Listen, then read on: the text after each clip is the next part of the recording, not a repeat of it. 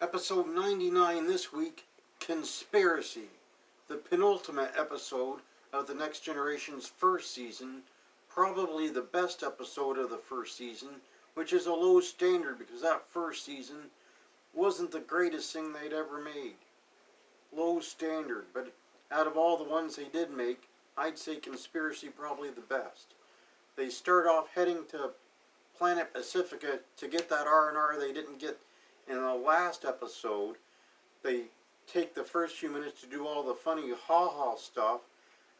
Geordi and Data are telling jokes at the ops position. Counselor Troy asks Mr. Worf if he's excited to go swimming on Pacifica, and Worf's like, that's too much like bathing, and they all laugh. So they get the funny ha-ha out of the way, and then they get a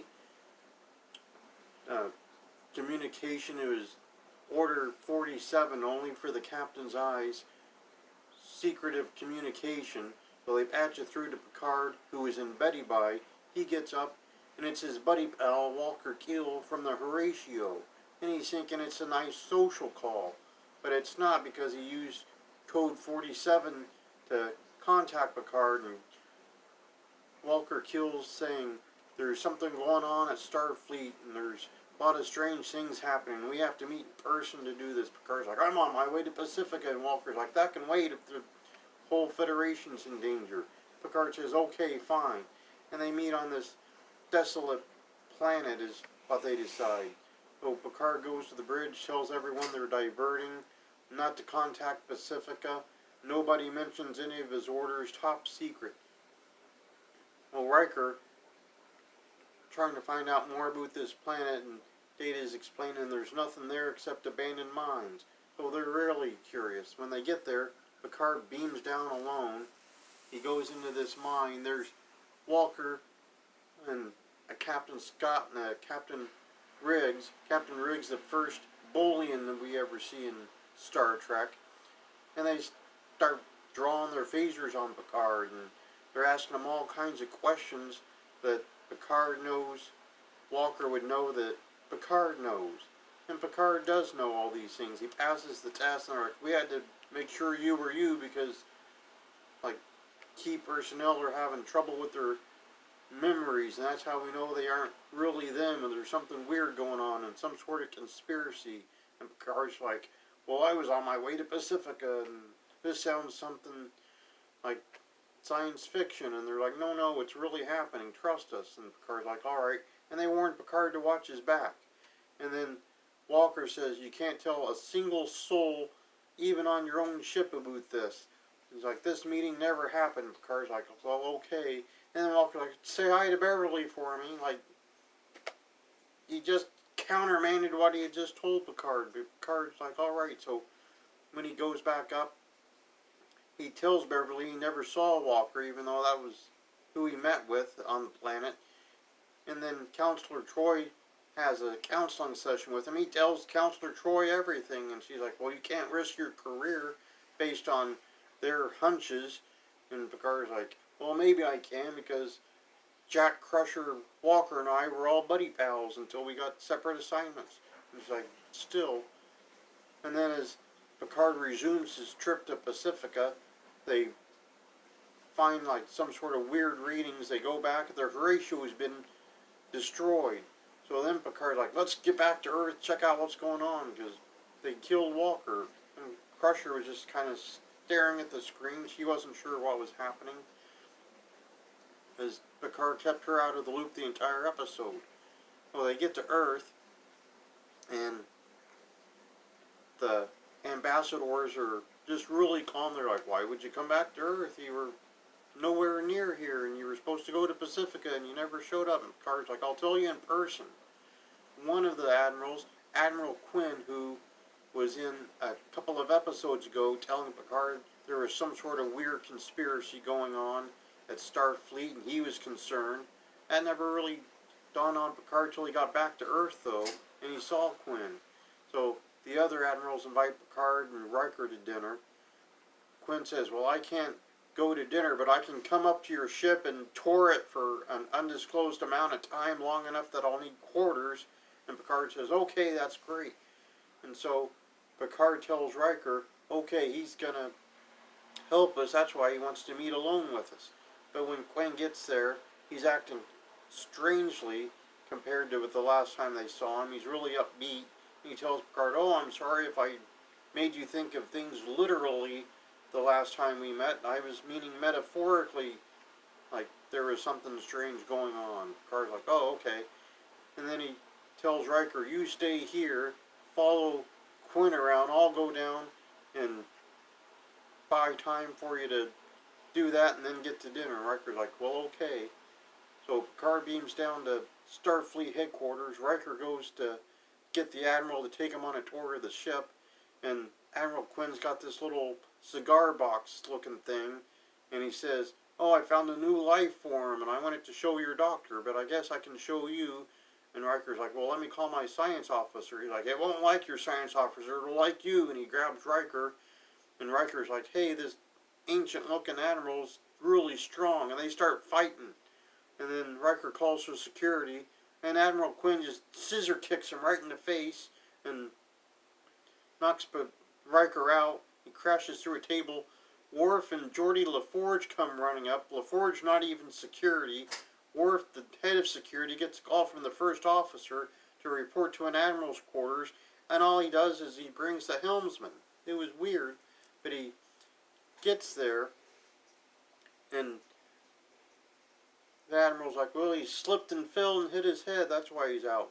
And LaForge is like, well, let's wait here for more help to arrive. And Quinn throws Geordi LaForge through the doors of the quarters, knocks LaForge out, and then he's like, okay, Cleon, you and I fight. So Worf gets his behind handed to him, as he does in almost every episode where he has to fight. And then Dr. Crusher shows up. She's the only one that brought a phaser, even though she's a doctor and not security. She ends up having to use this kill setting to knock Quinn out.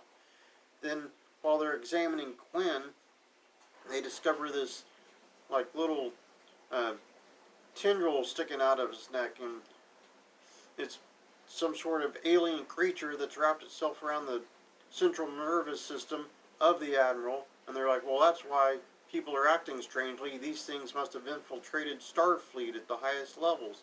And Data studied every command Starfleet had made for the last 6 months. He noticed a bunch of personnel shifts that were odd, so he knew something was going on. Down on Earth, Picard's like trying to figure out why things are so quiet, and Remnick, who we also saw a couple episodes ago with Quinn, like, oh, it's just a quiet night, and he's acting relatively the same as we saw him before, but the Admirals are just really bizarre. They go to dinner, and there's like what we would know later in future seasons as Gok, Klingon dish that's just live worms. And they want Picard to eat these live worms. He's like, I don't think so. He tries to escape, but then Riker's right there, and Riker's like, you're not going anywhere. You're going to sit right here with the rest of us. And he forces Picard back in the room, and he's got the little tendril hanging from his neck, so Picard's like, uh-oh, I'm in trouble now. But it was all a ruse. Riker opens fire on the people assembled in this room, including Captain Scott, who was in that meeting with Picard and Walker. And so, big firefight breaks out.